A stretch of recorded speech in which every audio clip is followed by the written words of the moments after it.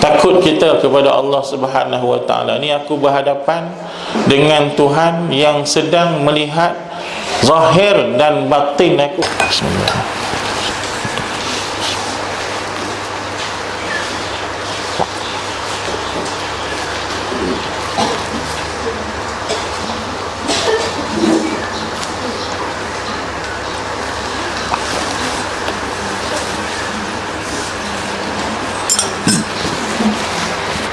Baik tuan-tuan dan puan-puan, Qasarat 3.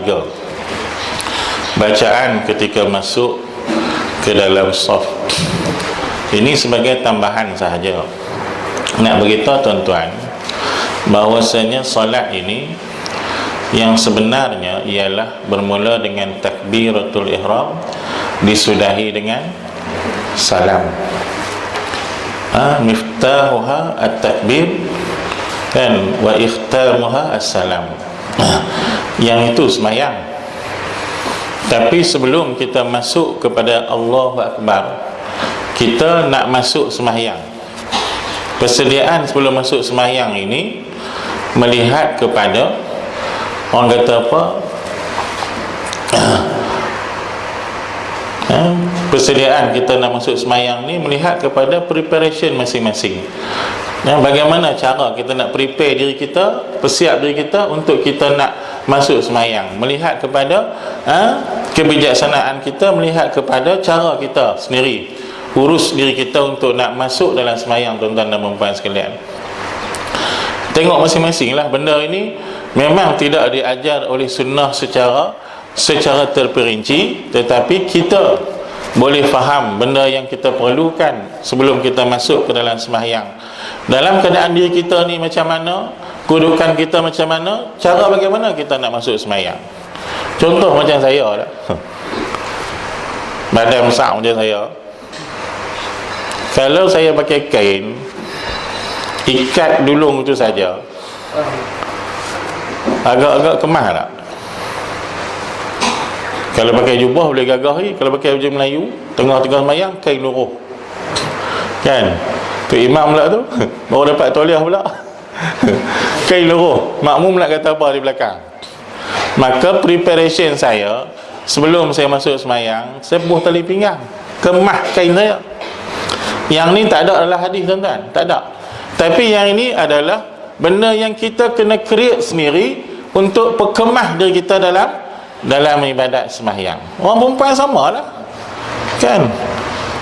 Getah tu dah putih dah setengah. Getah kain sembahyang tu dah putih dah setengah. Pakai juga lagi, kan? Tengah-tengah takbir luruh kain dia, kan? Makmum di belakang, hak perempuan belakang tengok, makcik kain luruh kan? Pasal apa? Dia tak buat preparation siap-siap. Benda tu memang tak ada hadis, tak ada, tapi persiapan itu kena ada. Begitu juga bila kita pakai baju dan pakaian kita, balik kepada perintah Allah, khuzu zinatakum inda kulli solat. Kamu kena sediakan perhiasan kamu setiap kali kamu nak semayang. Maknanya bila nak semayang kena pakai pakaian yang baik-baik, yang elok-elok. Cara dia pulang kepada kita. Tapi pakaian baik-baik, pakaian elok, maknanya yang kemah, yang elok, yang sesuai dengan yang kita nak bawa kepada solat kita. Kalau yang ketat-ketat tak elok, lepas tu dah pakai pula singking tangan ni sampai ke lengan, nampak tak elok, kan? Kalau dah ada butang-butang apa semua, yang mana patut boleh butangkan dia, kan? Ni semayang macam dengan samsing, kan? Mana boleh. Kita nak menghadap Allah Subhanahu wa taala. Persiapan ini, yang ini di atas kita kata kepandaian kita sendiri, yang tu kita create sendiri. Baik, ada sahabat Nabi dalam riwayat ini, daripada Sa'ad bin Abi Waqqas radhiyallahu anhu, anna rajulan jaa ila salati wa Rasulullah sallallahu alaihi wasallam yusalli, faqala hina intaha ila as-saffi, Allahumma atini afdala ma yu'ti ibadaka as-salihin. falamma qada Rasulullah sallallahu alaihi wasallam as-salata qala manil mutakallimu anifan qala ana ya Rasulullah qala idzan yuqaru jawaduka aizadu ujuraka wa tashhada fi sabilillah ta'ala. Hadis riwayat Imam Tabarani, Nun tu Imam Nasai, Habar tu Imam Ibn Hibban, Khuzai tu Imam Ibn Khuzaimah. Hadis Hasan. Hadis Hasan. Jadi cerita ni Sayyidina Sa'ad bin Abi Waqqas cerita, dia kata satu hari seorang lelaki masuk semayang. Kami pun tengah semayang lah tu kan. Rasulullah SAW sedang semayang, dia masuk, baru sampai. Faqila hina intaha ila saf, dia berkata bila sampai kat saf, bila masuk dalam saf, dia kata apa? Allahumma atini afdala ma tu'ti ibadaka salihin. Ya Allah, berilah aku, kan, berilah kepada aku afdala ma tu'ti ibadaka salihin, sebaik-baik barang yang kau beri kepada hamba-hamba kau yang soleh. Dia berdoa. Elok-elok dia masuk dalam saf, dia tak takbir lagi, dia berdoa dulu. Tu doa tu tuan-tuan aku nak buat saja saya masuk ni supaya nak bagi tahu persiapan sahabat sebelum masuk semayang. Ikut krip kita masing-masing yang ni, sebab yang ni belum masuk semayang. Dia ni, dia sebelum masuk dalam saf, dia baca Allahumma atini afdala ma tu'ti ibadaka salihin.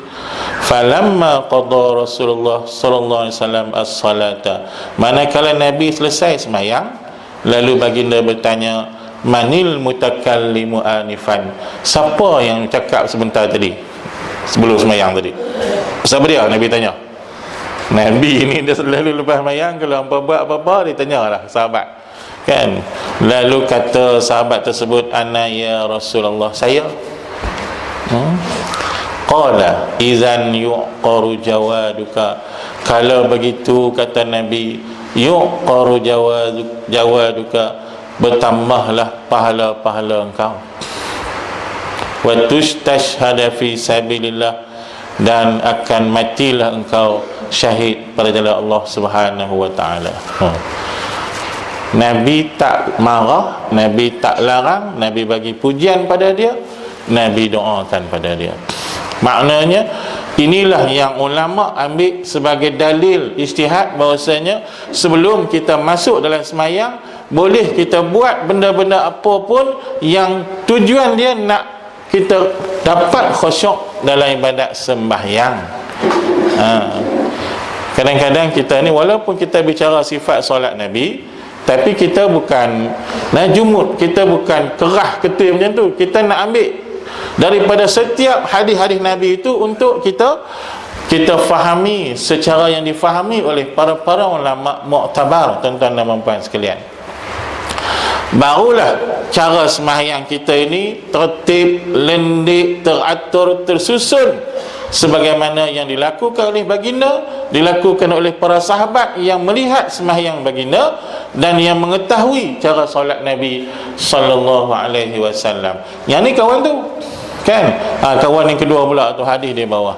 An Ummi Rafi'in radhiyallahu anha annaha qalat, ya Rasulullah, dullani ala amalin ya'juruni Allahu azza wa jalla alaih.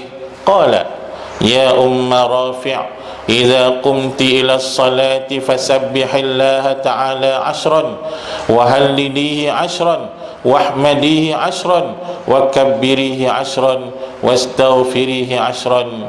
Hadis riwayat Imam Ibn Sunni wa hassanahul hafiz. Imam Nawawi meriwayatkan hadis ini daripada guru dia Imam Ibn Sunni, dan Al-Hafiz Imam Ibn Hajar mengatakan hadis hasan. Hadis hasan ni boleh buat hujah.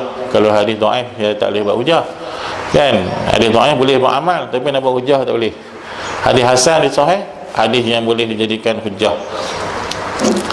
Riwayat daripada Ummi Rafi' radhiyallahu anha, bahwasanya dia berkata, Ya Rasulullah, dullani, tunjukkan aku ke atas amalan yang Allah Ta'ala akan beri pahala kepada aku di hari akhirat kelak.